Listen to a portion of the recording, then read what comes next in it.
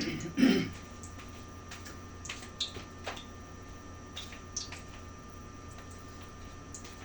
mga katropa, magluluto ako ng ginataang hipon at saka alimasag. Haluan ko siya ng talong, kalabasa at sitaw.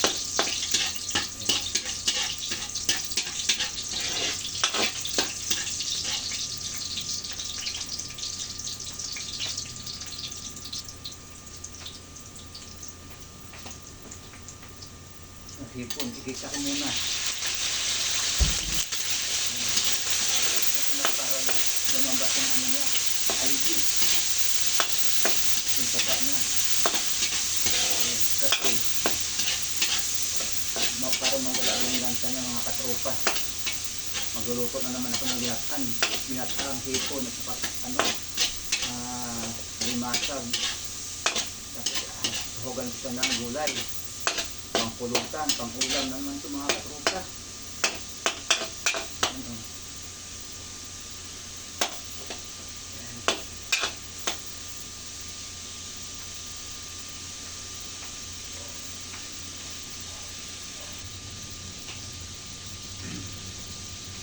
Okay na siya. Ilagay ko na ngayon yung ating gulay.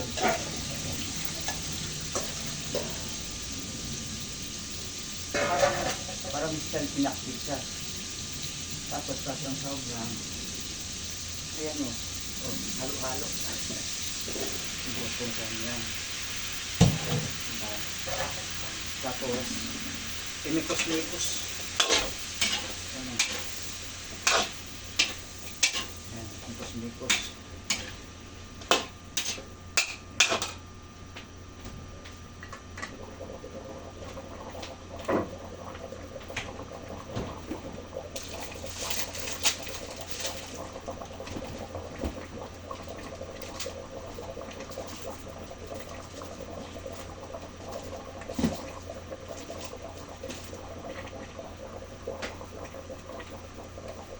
Tapos, lagyan ko siya ng oyster. Yung oyster sauce. Yung nagpapasarap. Tapos, cubes. Shrimp cubes. Para lalong masarap ang hipon.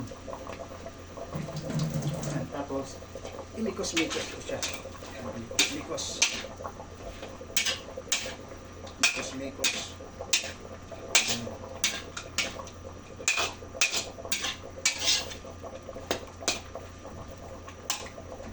Lagyan ko siya ng konting tubig.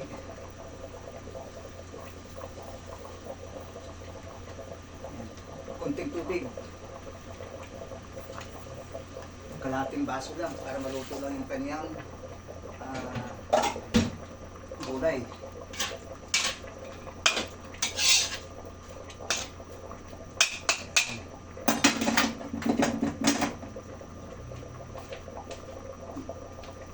Takpan ko muna siya 5 minutes.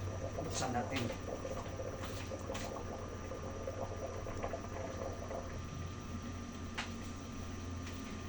Oh, grabe, sobrang init ang panahon ngayon. Nakakabaso yung pag kumawa ka sa tubo, bakal. Grabe. Yun, pwede na, kumukulo na. Tapos ito, tanglad. Ilagay ko para mabango. Ilagay ko siya sa ilalim. Ayan, ilagay ko sa ilalim. Tapos ilagay ko na rin yung crab. Pinakuluan ko na kanina ito, crabs. Yung yung tawag nito, alimasag. Ilagay ko na siya. Para, tapos kanina may hipon din siya, may hipon. Tapos crab. Ayan. Ang taba yung kanyang aligi, lumabas na.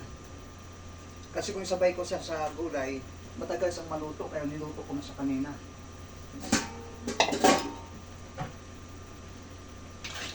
Tapos inikos ko na.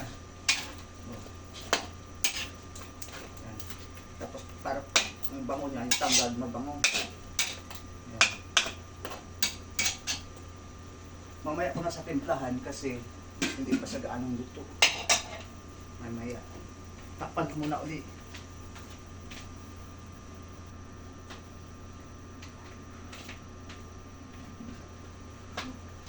Init.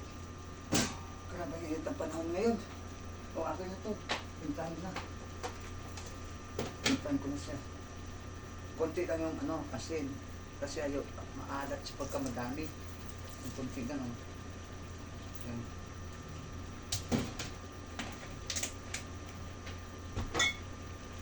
Tapos, magic. Parang masarap lalo. Kunting magic lang. Ilagay ko. Tapos, lagyan ko siya ng ito. Paminta, 1 kilong paminta ilagay ko. Ayun. Pagdagan pa. Yan. Wala na yung aking ano. Wala na. Paminta lang po ilagay ko. Yan. Tapos, inikos-mikos ko siya. Kasi kumukulog na. Ang bango ng tanglad. Oh, ang bango-bango ng tanglad.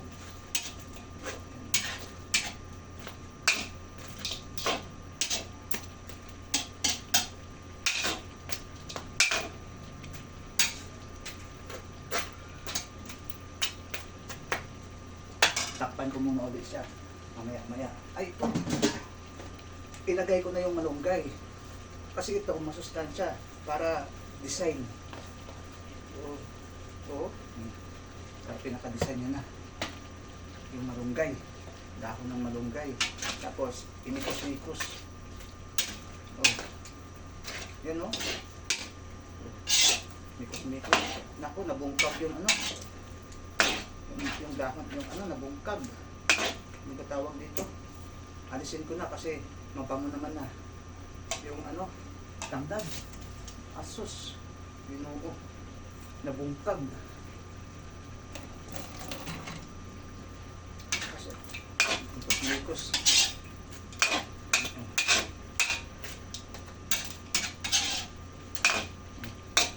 Ito, tikman ko na.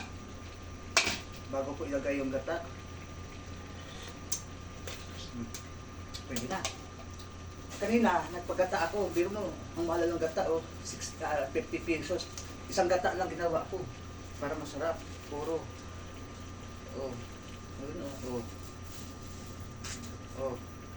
Ano? Oh. Tapos, bumili din ako ng ano. Kasi kulang yung isa. Bumili din ako ng ano, yung gata na, yung ganito, fresh gata. Oh. Para masarap yung ano, dagdagan ko kasi kulang. Pero yung mahal ng gata ngayon, mahal-mahal. 60 pesos na yung malaki.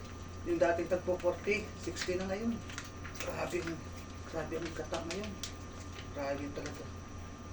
Yung panahon natin ngayon. Sus. Wala nang bumababa, kundi yung ano lang. Yan o. Yan o. Yan. Bango na. Maghalo ng crabs. Tapos pag nagkata daw, hindi na tinatakpan. Pero ako takpan ko pa din kasi para madali siyang maluto. Takpan ko din siya. Tapos mga 3 minutes, okay na ito.